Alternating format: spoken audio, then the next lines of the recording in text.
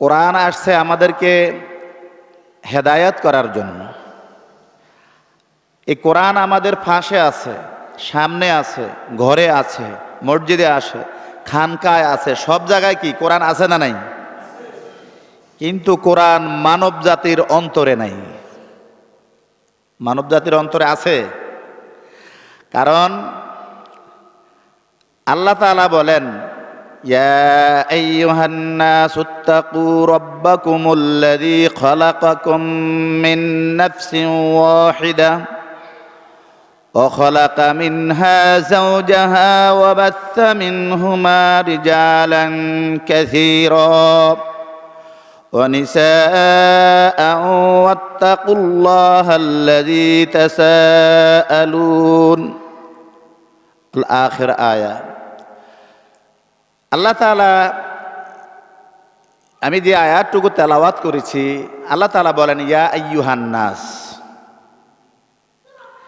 দুনিয়াতে যত মানুষ আছে,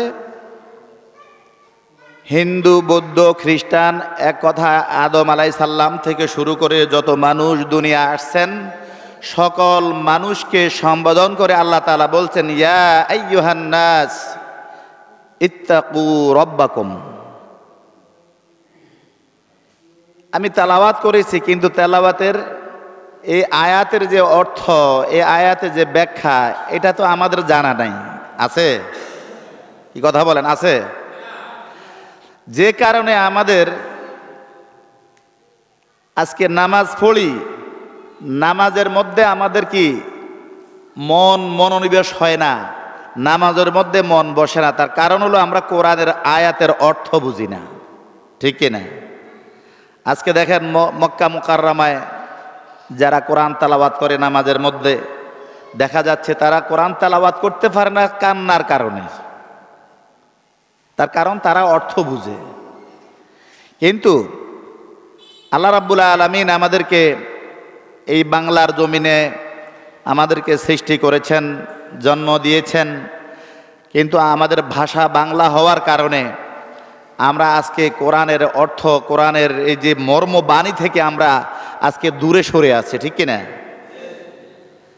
ইয়া আইয়ুহান নাস ইত্তাকু রাব্বাকুমুল্লাযী খালাকাকুম। আল্লাহ তাআলা বলেন, হে দুনিয়ার মানুষ, তোমরা আমাকে ভয় করবা কেন? রাব্বাকুমুল্লাযী খালাকাকুম, যেহেতু আমি তোমাদেরকে সৃষ্টি করেছি। কথাটা কে বলছেন? আল্লাহ বলছেন যে দুনিয়ার মানুষ, তোমরা আমাকে ভয় করবা এই কারণে যেহেতু আমি তোমাদেরকে সৃষ্টি করেছি। সুবহানাল্লাহ। তাহলে কি কারণে আমরা আল্লাহকে ভয় করব? আল্লাহ তাআলা আমাদেরকে সৃষ্টি করেছেন, এই কারণে আমরা আল্লাহকে ভয় করব। এই কথা কে বলেছেন? আল্লাহ বলেছেন। রাব্বাকুমুল্লাযী খালাকাকুম মিন নাফসিন ওয়াহিদা, এবং একই নফস থেকে আল্লাহ রাব্বুল আলামিন আমাদেরকে সৃষ্টি করেছেন। একজন মানুষ থেকে আমাদেরকে এই জোড়ায় জোড়ায় অগণিত মানুষ দুনিয়ায় আল্লাহ রাব্বুল আলামিন সৃষ্টি করেছেন। এই জন্য আল্লাহ তাআলা বলে, আমি তোমাদেরকে জোড়ায় জোড়ায় সৃষ্টি করেছি, এই কারণে তোমরা আমাকে ভয় করবা। ইত্তাকু রাব্বাকুম, এই জন্য তোমরা আমাকে ভয় করবা। মিন নাফসিন ওয়াহিদা ওয়া খালাকা মিনহা যাওজাহা ওয়া বাথা মিনহুমা রিজালান কাসীরা, যে আমি তোমাদেরকে নারী এবং পুরুষ জোড়ায় জোড়ায় সৃষ্টি করেছি এবং অগণিত মানুষ আমি সৃষ্টি করেছি, অধিক মানুষ আমি সৃষ্টি করেছি। সুবহানাল্লাহ। একই নফস থেকে, সেই আদম আলাইহিস সালাম থেকে শুরু করে মানুষের সৃষ্টির শুরু হলো কে? হযরতে আদম আলাইহিস সালাতু ওয়াস সালাম, মা হাওয়া আলাইহিস সালাতু ওয়াস সালাম থেকে আমাদেরকে আল্লাহ রাব্বুল আলামিন এই এক এক করে জোড়ায় জোড়ায় মানুষ সৃষ্টি করেছেন। আমরা দুনিয়াতে যখন কোনো একটা মেশিন কিনি, একটা মেশিন কিনলে মেশিনের সাথে একটা কি দেওয়া হয়? একটা বই দেওয়া হয়, ক্যাটালগ দেওয়া হয়, যে এই বই দেখে দেখে এই মেশিনটা কি করবে? ফিটিং করবে, এই মেশিনটা চালাবে, ঠিক কিনা? কিন্তু আল্লাহ রাব্বুল আলামিন দুনিয়াতে মানুষ সৃষ্টি করার পরে আল্লাহ রাব্বুল আলামিন 104খানা কিতাব আল্লাহ রাব্বুল আলামিন নাজিল করেছেন। কতখানা? 104খানা। এক একজন নবীর উপরে এক একখানা, এক একজন রাসূলের উপরে এক একখানা কিতাব আল্লাহ রাব্বুল আলামিন যুগে যুগে দরকারের প্রয়োজনে আল্লাহ রাব্বুল আলামিন কিতাব নাজিল করেছেন। এটা কেন, কার জন্য সৃষ্টি করেছেন? মানব জাতির জন্য। অর্থাৎ যখন যে যুগে যে মানুষগুলো ছিল ওই যুগের জন্য আল্লাহ রাব্বুল আলামিন এক একজন নবী প্রেরণ করেছেন এবং তার জন্য কি করেছেন? কিতাব নাজিল করেছেন। করেছেন না? যে মানুষ কিভাবে চলবে সেই জন্য আল্লাহ রাব্বুল আলামিন এই ক্যাটালগ দিয়েছেন এই কোরআনুল কারীম। সুবহানাল্লাহ। তো আমরা যারা শেষ জামানায় আমরা আসছি, আমরা সর্বশ্রেষ্ঠ জাতি, বলি আলহামদুলিল্লাহ। আমরা কি শ্রেষ্ঠ জাতি? এটা কি আমাদের কথা না আল্লাহর কোরআনের কথা? কুনতুম খায়রা উম্মাতিন উখরিজাত লিন-নাসি তা'মুরুনা বিল মা'রুফি ওয়া তানহাউনা আনিল মুনকার। এই কথা কোরআনে আছে না নাই? এখন এইটা তো আমরা তেলাওয়াত করি মানুষ মরে গেলে, ঠিক না? কোরআন শরীফ তেলাওয়াত করি মানুষ মরে গেলে, মানুষের কাছে বসে হাবেজ সাহেবদেরকে ডেকে এনে, হুজুরদেরকে ডেকে এনে কোরআন তেলাওয়াত করায়, ঠিক না? কি কথা বলেন, ঠিক কিনা? কিন্তু এখন এই মুদ্দার, যে মুদ্দারের কাছে আপনারা হুজুরদেরকে নিয়ে কোরআন তেলাওয়াত করান, এই মুদ্দার কাল কিয়ামতের ময়দানে আল্লাহর কাছে বিচার দিবে যে আল্লাহ তুমি এই কোরআন নাজিল করেছো শুধু মানব জাতির জন্য, জীবন্ত মানুষের জন্য, জীবন্ত মানুষকে হেদায়েত করে জান্নাতে নেওয়ার জন্য এই কোরআন, এই কিতাব তুমি আমাকে নাজিল করেছো। কিন্তু এখন এই কোরআন নাজিল করেছেন, দেখা যায় মানুষ যখন মরে যায় তখন এই কোরআন কি করে? তেলাওয়াত করা হয়, কবরস্থানে কোরআন তেলাওয়াত করা হয়। আমি কয়েকটি আয়াত তেলাওয়াত করব। বিসমিল্লাহির রহমানির রহিম। ওয়াস-সারিকু ওয়াস-সারিকাতু ফাকতাউ আইদিয়াহুমা। এখন যে আয়াতটা আমি তেলাওয়াত করেছি, একটা অংশ তেলাওয়াত করেছি, আচ্ছা বলেন তো এই আয়াতের অর্থ কি আমাদের জানা আছে? এখন আমি মুদ্দারের ফাঁসে বসে যদি এই আয়াতটুকু তেলাওয়াত করি যে ওয়াস-সারিকু ওয়াস-সারিকাতু ফাকতাউ আইদিয়াহুমা, এর অর্থ হলো চোর সুন্নি, যদি কেউ মহিলা চুরি করে আর যদি কেউ পুরুষ চুরি করে, মহিলা চোর অথবা পুরুষ চোর, এই দুইজনের যে কেউ ধরা খায় তার হাত কেটে দেওয়ার হুকুম এই আমি যে আয়াতটুকু তেলাওয়াত করেছি। যে ওয়াস-সারিকু চোর, ওয়াস-সারিকাতু চুরনি, অর্থাৎ মহিলারা চুরি করলে কি কয়? চুরনি। আর পুরুষ চুরি করলে কয় চোর। তো চোর এবং চুরনি যদি ধরা খায় তাহলে কোরআনের আইন হলো যে তার ফাকতাউ কেটে দাও আইদিয়াহুমা, তার দুই হাত কেটে দাও। এই কথা কোথায় আছে? এখন আমি মুদ্দারের ফাঁসে বসে যদি এই আয়াতটুকু তেলাওয়াত করি, বলুন তো মুদ্দার কি চুরি করবে? মুদ্দারকে আইন শোনায় কোনো লাভ আছে? মুদ্দার তো চুরি করবে না। কোরআনে জিনার আয়াত আছে, জিনা করলে কি বিচার হবে নারী পুরুষের জন্য, এই আয়াতটুকু কি কোরআনে আছে না নাই? তাহলে এখন আমি যদি এই জিনার আয়াতটা মুদ্দারের ফাঁসে বসে পড়ি, আচ্ছা বলেন তো এই মুদ্দারের কোনো লাভ হবে? মুদ্দার কি জিনা করেছে না করবে? তাহলে এই আয়াতগুলো আমি কি শুধু আসছে জীবিত মানুষের জন্য। এই কোরআন নাজিল হয়েছে কার জন্য? জীবিত মানুষের জন্য। তো কোরআন জীবিত মানুষের জন্য নাজিল হয়েছে। এই কোরআনের একটা নাম হলো কোরআন। কি নাম? আরেকটা নাম হলো হুদা, আরেক নাম হলো ফুরকান, আরেক নাম হলো কোরআন। কোরআন, ফুরকান, হুদা, নূর। প্রথমত এই 4টা নাম কোরআনের পাওয়া যায়। যে কোরআন হলো অর্থাৎ সবচেয়ে বেশি পঠিত কোরআন বই যেটা, সেটার নাম হলো কোরআন। কোরআন কি তেলাওয়াত হয় না? কথা বলেন। এই কোরআন আজকে ঘরে ঘরে, মাহে রমজান আসছে, এই কোরআন ঘরে ঘরে তেলাওয়াত হচ্ছে, হচ্ছে কিনা? সকালে তেলাওয়াত হয়, বিকেলে তেলাওয়াত হয়, দুপুরে তেলাওয়াত হয়।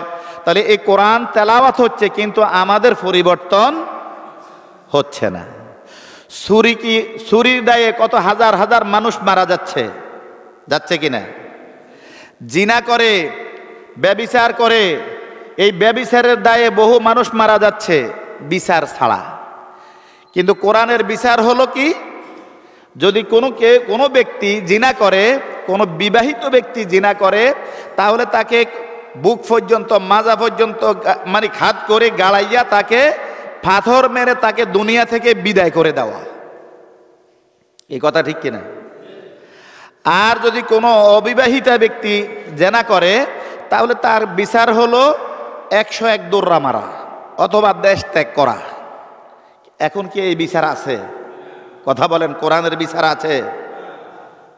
কোরআন তো আছে, কোরআন আছে, কিন্তু কোরআনের আইন নাই, কোরআনের শাসন নাই। যদি কোরআনের শাসন থাকতো তাহলে আমাদের দেশে চুরি হতো? যদি আজকে আমাদের সরকার মহোদয় বাইতুল মোকাররমের সামনে চোরের বিচার হবে, চোরের হাত কাটা হবে, শুক্রবার জুমার দিনের পরে, জুমার নামাজের পরে চোরের হাত কাটা হবে, এরকম ডিগলার দিয়া চোরের হাত কাটতো, আমার মনে হয় যেন একটাই হাত কাটা যেত, আর দুনিয়ায় কোনো চুরি হতো না, হাতও কাটা যেত না। কথা ঠিক কিনা?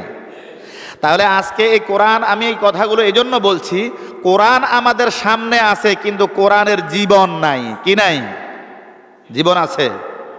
কারণ কোরআন আমাদের কোনো উপকার করতে পারছে না, কোরআন আমাদেরকে হেদায়েত দিতে পারছে না। এই বিধায় আজকে আমাদের কোরআন শুধু শুনি, কিন্তু কোরআনের আমল হচ্ছে না। আজকে চুরি, ডাকাতি, খুন খারাপি, রাহাজানি, অন্যায়ভাবে মানুষকে মেরে ফেলা হয়। ছেলে বাবাকে মেরে ফেলেন, বাবা তার সন্তানকে মেরে ফেলেন, কি হয় না? হানিয়ানি তো হচ্ছে, ভাই ভাইকে মেরে ফেলেছে, ঠিক না? এটার একমাত্র কারণ এই কোরআন ছেড়ে দেওয়ার কারণে। কোরআনের আইন যদি বাস্তবায়ন হতো, তাহলে এই কোরআনের আইন বাস্তবায়ন হলে এই আজকে মারামারি, ভাইয়ে ভাইয়ে মারামারি হতো না, বাপে ছেলেকে মারতো না, ছেলে তার বাবাকে মারতো না। কিছু সম্পদের কারণে ভাই ভাইকে খুন করে ফেলে কিনা? আজকে আমরা এই কোরআন থেকে দূরে সরে যাওয়ার কারণে আজকে আমাদের এই অবস্থা, আজকে আমাদের এই ব্যবস্থাপনা আজকে জড়সড় হয়ে গেছে। আজকে আমরা মুসলমান বিভিন্ন দলে বিভক্ত হয়ে গেছি। কিন্তু আমাদেরকে এই কোরআন আসছে আমাদেরকে শুধু এক করার জন্য, কি আমাদেরকে একই প্ল্যাটফর্মে আসার জন্য, একই প্ল্যাটফর্মে আনার জন্য এই কোরআন দুনিয়াতে সৃষ্টি হয়েছে, ঠিক কিনা? আল্লাহ তাআলা বলেন, ওয়াতাসিমু বিহাবলিল্লাহি জামিআন ওয়া লা তাফাররাকু। আল্লাহ তাআলা বলেন যে তোমরা কি করো? সকলে মিলে, সবাই একত্রিত হয়ে এই কোরআনকে তোমরা কি করো? আঁকড়িয়ে ধরো। এই কোরআনকে আঁকড়িয়ে ধরো, এই কোরআনকে তোমরা একত্রিত হয়ে তোমরা ধরো। যদি এই কোরআনকে ধরতে পারো তাহলে তোমরা কামিয়াবি হতে পারবে, সফলতা অর্জন করতে পারবে।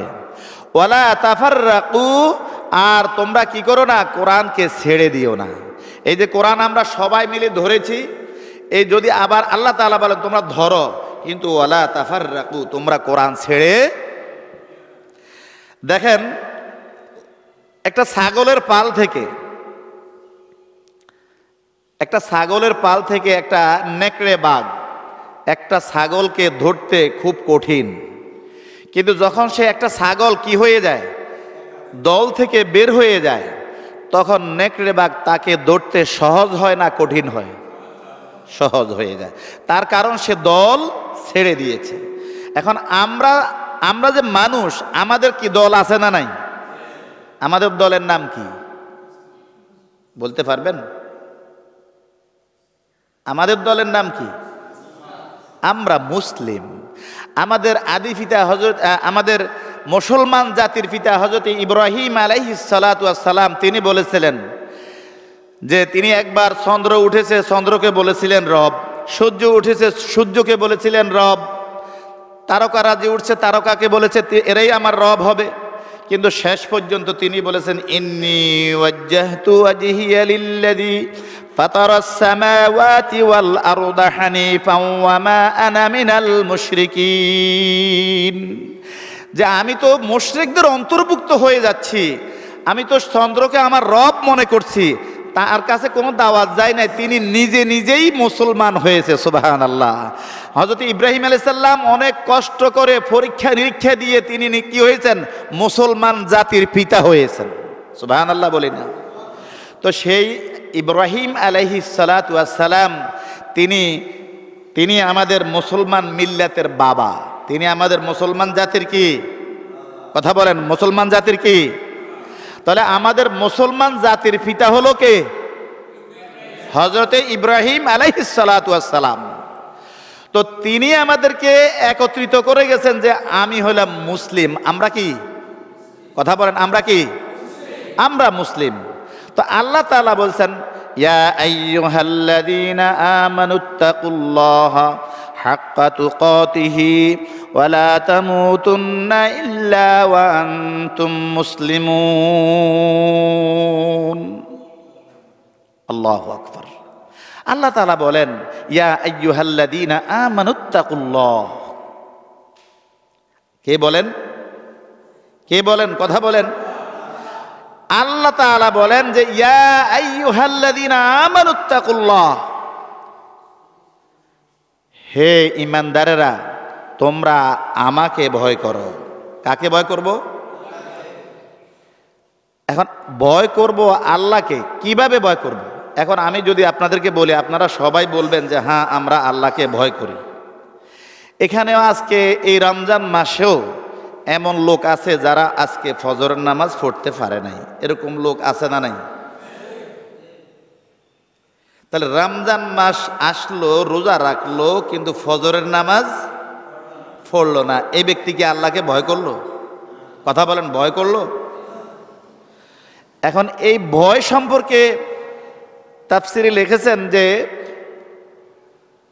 যারা ভয় করবে আমাকে, ভয়ের ব্যাখ্যা দিতে গিয়ে বলছে একটা রাস্তা, যেমন আপনাদের এই হানিয়ানের রাস্তা আড়ঙ্গে যাইতে, এখান থেকে আড়ং বাজার যাইতে যে রাস্তাটা, এই রাস্তাটা বেশি চওড়া না।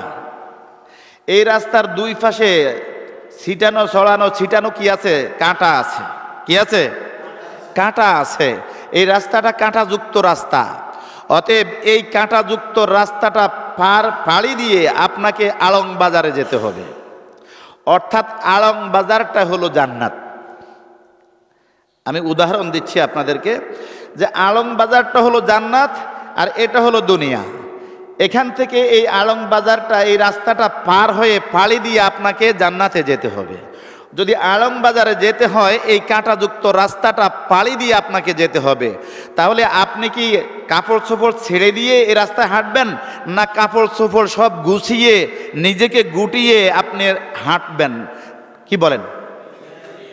নিজের কাপড় চোপড়গুলো ভালো করে গুছিয়ে, আপনার শরীরে যেন কাঁটা না লাগে, আপনার কাপড় চোপড়ে যেন কাঁটা না লাগে, এইভাবে মনের ভিতরে ভয় ভীতি রেখে যেন কোনো অবস্থায় আমার শরীরের মধ্যে কাঁটা না লাগে, কাঁটার যেন আমার কোনো কাপড় চোপড় ধরতে না পারে, আমার পায়ে যেন কাঁটা না বসে, এই অবস্থায় এই ভয় ভীতি রেখে আপনি এই রাস্তাটা পাড়ি দিতে হবে। ঠিক কিনা? যদি পাড়ি দিয়ে যেতে পারেন তাহলে আপনি জান্নাতে যেতে পারবেন।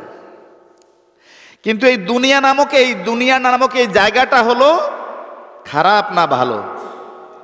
এই জন্য আল্লাহ রাসূল সাল্লাল্লাহু আলাইহি ওয়াসাল্লাম বলেছেন আদ-দুনিয়া সিজনুল মুমিনুন ওয়াল জান্নাতুল কাফিরুন।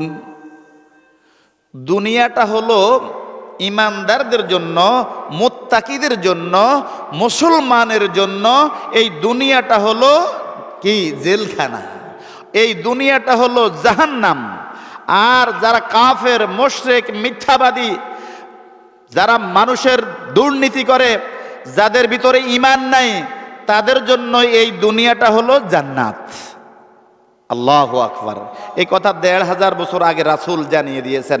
এখন যারা ভালো মানুষ দুনিয়াতে বসবাস করে, সমাজে বসবাস করে, তাদের সম্মান আছে না নাই? নাই। তারা চোরের মতো জীবন যাপন করে। ভালো কথা, আপনি হক কথা বলতে পারবেন না। আপনারা, আমরা উম্মতে মুহাম্মদী, যেই কারণে এখন আমরা শ্রেষ্ঠ জাতি হয়েছি। আমরা কি শ্রেষ্ঠ জাতি নয়? কুনতুম খায়রা উম্মাতিন উখরিজাত লিন্নাস। এই জন্য আমরা, আল্লাহ রাব্বুল আলামিন দুনিয়ার সকল মানুষ থেকে যাচাই করে বাছাই করে আল্লাহ রাব্বুল আলামিন আমাদেরকে উম্মতি মুহাম্মদী হিসাবে, শ্রেষ্ঠ মানব জাতি হিসাবে আমাদেরকে বাছাই করে সৃষ্টি করেছেন। সুবহানাল্লাহ। উম্মতে মুহাম্মদী, খায়রে উম্মত হিসাবে আমাদেরকে আল্লাহ রাব্বুল আলামিন কি করেছেন? বাছাই করে রাসূলুল্লাহ সাল্লাল্লাহু আলাইহি ওয়াসাল্লামের উম্মত হিসাবে আমাদেরকে বানিয়েছেন। এই জন্য আমরা সকলে জোরে সোরে বলি আলহামদুলিল্লাহ। কি আপনারা কি রাগ না খুশি? আমরা রাসূলের উম্মত হতে পেরেছি। আপনি কি কখনো আল্লাহর কাছে কান্নাকাটি করেছেন যে আল্লাহ তুমি আমাকে শেষ নবীর উম্মত বানিয়ে দিও? এই কথা কেউ বলেছেন? কিন্তু আল্লাহ তাআলা খুশি হয়ে আমাদেরকে উপরে খুশি হয়ে আমাদেরকে শেষ নবীর উম্মত বানিয়েছেন। বলি আলহামদুলিল্লাহ। আমরা শ্রেষ্ঠ নবীর উম্মত হতে পেরেছি, এই জন্য আমরা গর্ববোধ করি। আমরা শ্রেষ্ঠ কোরআন পেয়েছি, শ্রেষ্ঠ নবী পেয়েছি, শ্রেষ্ঠ কোরআন পেয়েছি। শ্রেষ্ঠ এই কোরআন পেয়ে, শ্রেষ্ঠ নবী পেয়ে আজকে আমরা অবহেলিত, লাঞ্ছিত, অপমানিত, অপদস্থ, সম্মান হারা। বলুন তো, সাহাবা আজমাইন, রাসূলের সাহাবা যারা ছিল তারা কি সম্মানী ছিল? দুনিয়াও তাদের সম্মান ছিল, আখিরাতেও তারা সর্বোচ্চ সম্মানে সম্মানিত হয়েছে। কি কারণে হয়েছে? এই কোরআনকে তারা আঁকড়িয়ে ধরেছে। রাসূলের কথা, কাজ সব কিছু তারা অক্ষরে অক্ষরে পালন করে চলেছে, ঠিক কিনা? কিন্তু আমরা তা'মুরুনা বিল মা'রুফি ওয়া তানহাউনা আনিল মুনকার, যে সৎ কাজের আদেশ আর অসৎ কাজের নিষেধ, এই কারণে আমরা শ্রেষ্ঠ হয়েছি। সৎ কাজের আদেশ আর অসৎ কাজের, এটা কি আমাদের দ্বারা হয়? কথা বলেন, হয়? কি দিয়ে শ্রেষ্ঠ হয়েছেন? আমরা কি দিয়ে শ্রেষ্ঠ হয়েছি? আমরা তো তা'মুরুনা বিল মা'রুফ ওয়া তানহাউনা আনিল মুনকার। কোরআনের এই আয়াতটুকু আমরা বুঝি। এখন আপনাদেরকে যদি প্রশ্ন করি, যে বলি যে ভাইরা, রাসূলকে আপনারা সবাই ভালোবাসেন? জবাবটা কি আসবে? কি বলেন, রাসূলকে ভালোবাসেন? আমরা সবাই রাসূলকে ভালোবাসি, মুখে, কাজে নয়। কাজে নয়, আমি প্রমাণ দিচ্ছি, কাজে নয়। তার কারণ রাসূলকে যারা ভালোবাসে তারা রাসূলের সুন্নাতকে ভালোবাসে। কথা ঠিক কিনা? এখন আমরা যারা আছি, আমরা কি সবাই সুন্নত পালন করি? কথা বলেন। আমরা তো ফরজে পালন করি না, সুন্নত কোথায় থেকে পাবো? আচ্ছা বলুন তো, আমরা সবাই এই মসজিদে প্রবেশ করেছি। মসজিদে প্রবেশ করতে হলে কয়টা সুন্নতের প্রয়োজন হয়? কয়টা? একজন দুইজনে পারবে, হয়তো বাকি লোকেরা পারবে না। তাহলে আমরা কি রাসূলের উম্মত না? কথা বলেন, উম্মত না? কেমন উম্মত আমরা, যে মসজিদে প্রবেশ করবেন, মসজিদে প্রবেশ করতে হলে 5টা সুন্নত আছে। এখন মুখে ভালোবাসলে কি চলবে? ও ভাই কথা বলেন, আল্লাহর রাসূলকে মুখে ভালোবাসলে চলবে? ভালোবাসতে হবে কাজে কর্মে। আপনি আমি যদি রাসূলকে ভালোবাসি, তাহলে রাসূলের সুন্নত আমার পুরা শরীরে থাকবে, আমার কাজে কর্মে থাকবে, আমার ব্যবসা বাণিজ্যে থাকবে, আমার কথা কাজে থাকবে, আমার চলাফেরায় থাকবে, আমার লেনদেনে থাকবে। কি থাকবে কিনা? লেনদেনের মধ্যে সুন্নত আছে না নাই? আমরা একজন আরেকজনকে টাকা দেই, হাওলাত নেই, দেই এবং নেই, দেওয়া এবং নেওয়ার মধ্যেও তো সুন্নত আছে, আছে না নাই? একজনে আপনি আমাকে টাকা দিলেন, টাকাটা গনে নেওয়াটাও সুন্নত, যেই হোক না কেন সে। আপনি টাকাটা পাইছেন, টাকাটা গনে নেবেন। সে যতই বলুক এখানে 10,000 টাকা আছে, কিন্তু এখানে এই টাকাটা আপনি হাতে নিয়ে গনে নেবেন, এটা রাসূলের সুন্নাত। এরকম হাজারো সুন্নত আছে না নাই? তাহলে মসজিদে ঢুকবেন, ঢুকতে হলে রাসূলকে সালাম দেওয়া আছে না নাই? কথা বলেন। আপনারা কি দিয়েছেন? আজকে যারা ঢুকেছেন মসজিদে রাসূলকে সালাম দিয়েছেন? কিভাবে দিয়েছেন বলেন তো? কিভাবে দিয়েছেন? রাসূলকে এই মসজিদে ঢুকতে প্রথমে কি বলতে হয়? বিসমিল্লাহি ওয়াসসালাতু ওয়াসসালামু আলা রাসূলিল্লাহ। এটা কি সবাই বলেছেন? সত্যি কথা বলেন, সবাই বলেন নাই। আমি জানি, কারণ আমার এই দাঁড়ি চুল যা দেন হাঁকছে ইমামতি করি। আমার মুসল্লিদের অবস্থা এখন বর্তমান যুগে মুসল্লিদের অবস্থা খুবই খারাপ, খুবই খারাপ। মুসল্লি নাই, মুসল্লি পাওয়া যায় না। আল্লাহ তাআলা একটা আয়াতে সূরা মাউনের ভিতরে বলেছেন, ফাওয়াইলুল লিল মুসাল্লিন, ফাওয়াইলুল লিল মুসাল্লিন। এই আয়াত যখন পড়ি তখন আমার মনে কান্না আসে, আসলে আল্লাহ তাআলা, আমরা জানি মুসল্লিরা জান্নাতে যাবে। মুসল্লিরা কোথায় যাবে? কথা বলেন, মুসল্লিরা কোথায় যাবে? যারা নামাজ পড়ে তারাই তো মুসল্লি। কি কথা বলেন না? আমার কথা বুঝতে অসুবিধা হয়? যারা নামাজ পড়ে তারা মুসল্লি। এখানে আল্লাহ তাআলা বলে ওয়াইলুল লিল মুসাল্লিন, মুসল্লিদের জন্য ওয়াইল নামক জাহান্নামটা আমি রেডি করে রেখেছি। মুসল্লিদের জন্য, কথা বলেন না, মুসল্লিদের জন্য ওয়াইল নামক জাহান্নামটা আল্লাহ রেডি করে রেখেছেন। নাউজুবিল্লাহ বলবেন না? কার জন্য? আমরা সবাই কি মুসল্লি না? এখন মুসল্লির জন্য আল্লাহ ওয়াইল নামক ওয়াইলুন মানে দুর্ভোগ, আর জাহান্নামের যেটা ওয়াইল নামক জাহান্নাম আছে সেখানে কি সফলতা না দুর্ভোগ আছে? কথা বলেন না। জাহান্নামের মধ্যে কি আরাম না দুঃখ?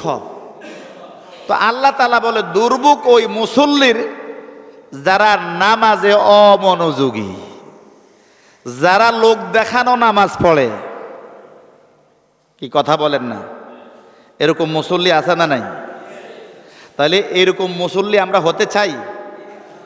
যেই মুসল্লি হলে জাহান্নামে যেতে হবে, জাহান্নাম নির্ধারণ করে রেখেছেন।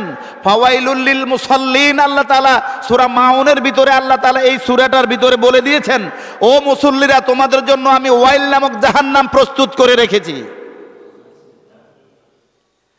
তাহলে এই ওয়াইল নামক জাহান্নামে যেতে চান আপনারা? কথা বলেন, যেতে চান? কারা কারা যেতে চান না? হাত তোলেন তো একটু। ওয়াইল নামক জাহান্নামে কারা যেতে চান না? একটু হাত তোলেন।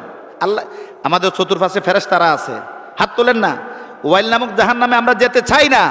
আল্লাহ তাআলা আমাদেরকে জান্নাতি হিসাবে কবুল করক, বলি আমিন। ভাইরা, হাঁটুর মধ্যে দড়ি এমনি থাই। আমার রুকুটা হলো, একটু কথা খেয়াল করে শুনবেন। রুকু দিলাম, আমার পিঠ সোজা হলো না, রুকুর তসবিহগুলো আমার ঠিক মতো পড়া হলো না। এখন আমি অনেকের যদি জিজ্ঞাসা করি রুকুর তসবিহটা সঠিক বলে বলতে পারবে না। তাহলে আমার রুকুর তসবিহ যদি না হয়, রুকু যদি সোজা, পিঠ সোজা না হয়, রুকু থেকে সোজা হয়ে খাড়া হইয়া দেরি করাটা কি? যদি ওয়াজিব তরক করে তাহলে কি করতে হয়? এটা জানলেই না করবেন, না জানলে তো নাই। এখন রুকু থেকে সোজা হয়ে খাড়া হইয়া দেরি করাটা ওয়াজিব। আপনারা করেন তো? অনেকে আমি দেখি সেজদা দিয়ে, আমার মসজিদেও আছে, কোন রকম উঠে আল্লামে। এটা হাদিসের ভাষায় বলে মূর্খের ঠোকরানি। এই সেজদা একটা দেয়, মাথাটা এমনি করে আবার সেজদা দেয়, রুকু দেয়, রুকুটা সোজা করে দেয় না, আবার কোন রকমে সোজাও হয় না, আবার সেজদা চলে যায়। এরকম মুসল্লি আছে না নাই? এইরকম মুসল্লির জন্যই ওয়াইল নামক জাহান্নাম। তাহলে আপনারা রুকু দিবেন এভাবে সোজা হয়ে, পিঠ আর মাজা যেন কি মাথা সোজা থাকে। এরপরে রুকু থেকে রুকুতে যাইয়া তাসবিহ পড়বেন। কয়বার? কয়বার পড়বেন? 3 বার তাসবিহ পড়বেন। বলেন তো একটু আপনারা। জি, সুবহানা রাব্বিয়াল আযীম।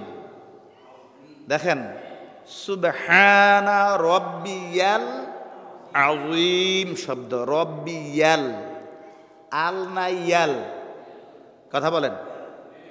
সুবহানা রাব্বিয়াল আযীম, সুবহানা রাব্বিয়াল আ'লা। শব্দ কি? সুবহানা, সিজদার তাসবিহ, সুবহানা রাব্বিয়াল, না সুবহানা রাব্বিয়াল আ'লা, সুবহানা রাব্বিয়াল আ'লা, সুবহানা রাব্বিয়াল আ'লা। এইরকম মুসল্লিরাই কি ওই ওয়াইল নামক জাহান্নামে যাবে। এই জন্য আপনি 13 বার পড়ার দরকার নাই, 9 বার পড়ার দরকার নাই, 7 বারের দরকার নাই। সুন্দর করে 3 বার বলেন, সহি করে, শুদ্ধ করে আপনি বলুন সুবহানা রাব্বিয়াল আ'লা। বলেন সুবহানা রাব্বিয়াল আ'লা।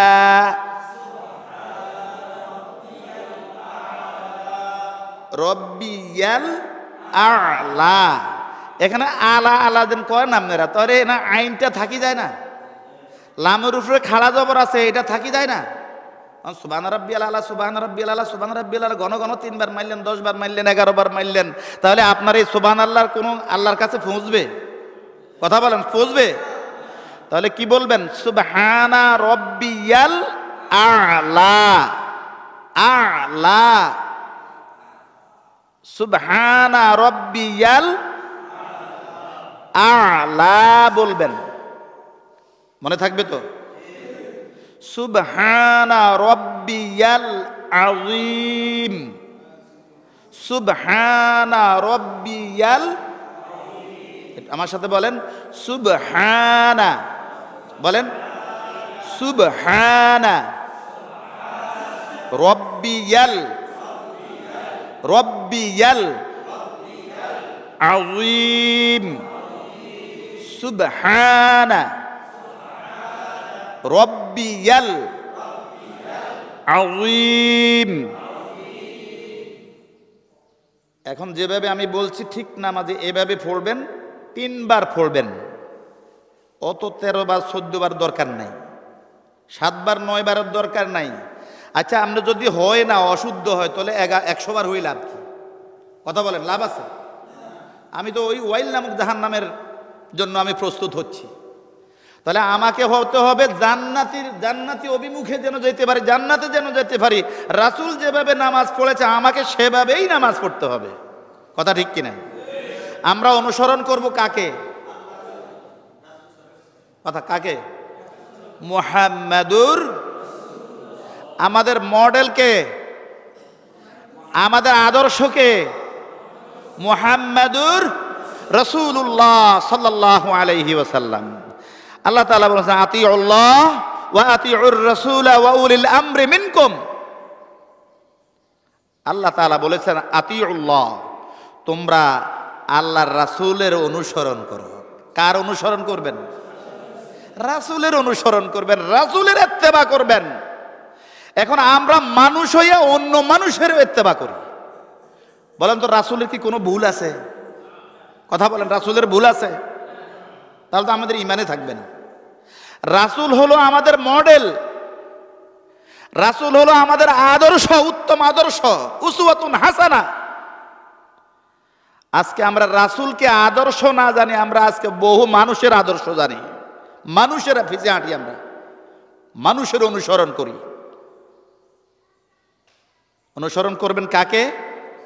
মুহাম্মাদুর রাসূলুল্লাহ। তো রাসূল যেভাবে নামাজ পড়েছে, আমাদের তো নামাজটা সেভাবে যদি হয় তাহলে নামাজ হবে, আর যদি সেভাবে না হয় তাহলে নামাজ আল্লাহর কাছে গ্রহণযোগ্য হবে না। তাহলে তাসবিহ কিভাবে পড়বেন? সুবহানা রাব্বিয়াল আযীম, রব্বি আল না রব্বিয়াল, দেখে নিন। সুবহানা রাব্বিয়াল আযীম, সুবহানা রাব্বিয়াল আযীম। আর সেজদার মধ্যে যাইয়া যে তাসবিহটা পড়বেন সেটা হলো সুবহানা, বলেন আরো জোরে বলেন, সুবহানা সুবহানা রাব্বিয়াল আ'লা, সুবহানা রাব্বিয়াল আ'লা। এভাবে যদি নামাজ পড়েন সব ঠিকঠাক করে তাহলে নামাজ কবুল হবে তো ইনশাআল্লাহ।